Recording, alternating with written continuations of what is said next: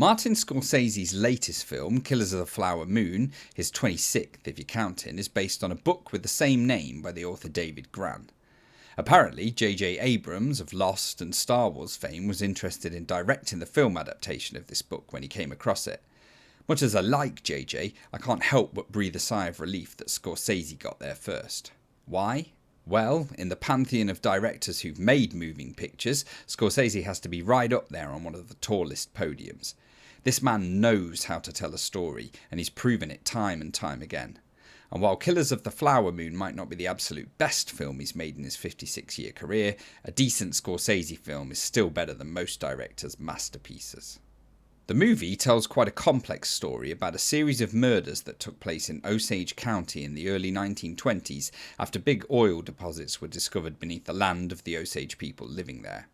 Ernest Burkhart, a soldier played by Leonardo DiCaprio, returns from World War I to live with his uncle, King Hale, played by Robert De Niro, on his ranch in the area.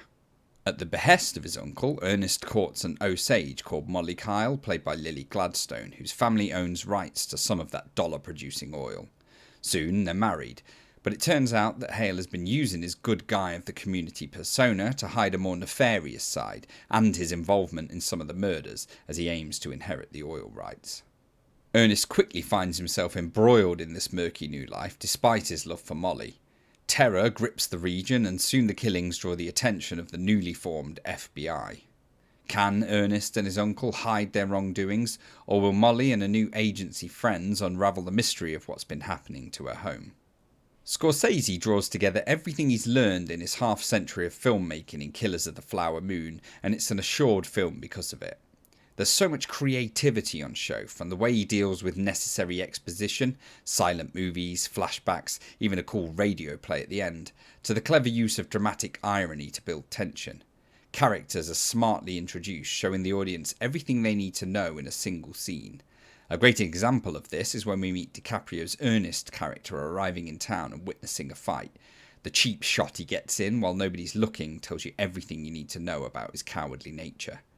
And the music has the feel of Jaws, the thumping, driving, lo-fi bass echoing the predatory nature of the characters we meet.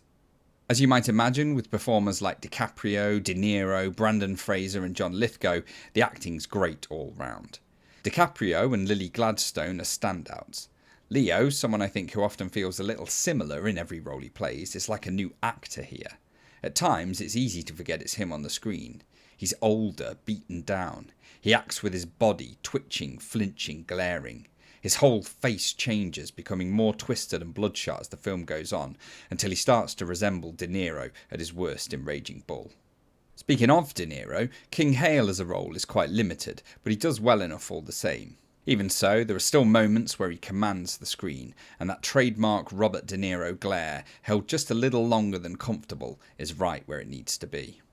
The surprise, as mentioned, is Lily Gladstone. It's a muted performance for a lot of the film, but when she does have to move, she really moves. There's a death scream from her in Killers of the Flower Moon that feels as real as any I've seen on the screen.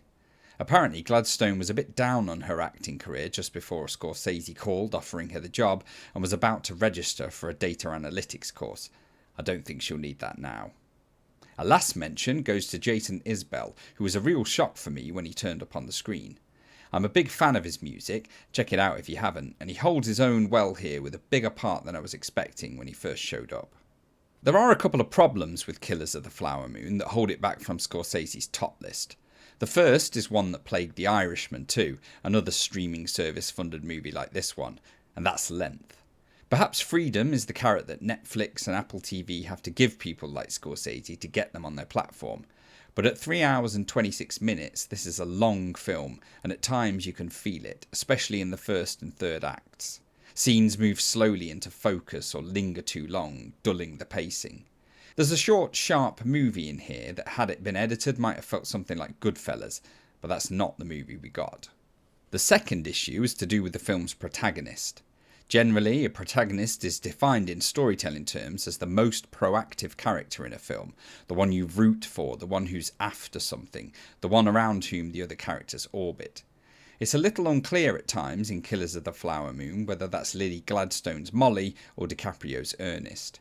If it is Molly, she's far too reactive based on what happens to her to be a true hero, and if it's DiCaprio, he's far too dislikable and spends too long in the movie being an antagonist that when he flips towards the end, the audience is left with mixed feelings. It's like trying to get a viewer to sympathise with Hannibal Lecter for handing himself in after he's chewed someone's face off. Not easy. It doesn't help when Ernest's character growth is challenged with a difficult decision at the end, something so important that a lot of films forget to do these days, and he fails. The focus of Killers of the Flower Moon script was originally the FBI agents investigating the murders. That was the role DiCaprio was going to play, and I think you can see that in the DNA of this movie. It's just a little bit unfocused and muddled at times. Still, on a scene-by-scene, moment-by-moment basis, this is a fantastic film that puts so many others that release these days to shame. It's interesting, engrossing, well-acted, well-plotted, well-presented and mature, all the things grown-ups like to see in a movie. There's a cameo from Martin Scorsese in Killers of the Flower Moon that has me a little worried. It felt like the kind of thing an artist would do at the end of their career, a little wink at the camera to cap everything off, cross the T's and dot the I's. He's 81 now, so no spring chicken, and much as I love your J.J. Abrams of the world, I'm glad Scorsese was still around to make Killers of the Flower Moon. I hope that little wink doesn't mean he won't be around for a few more. Anyway, nothing more to say. This is Movie Maverick signing out.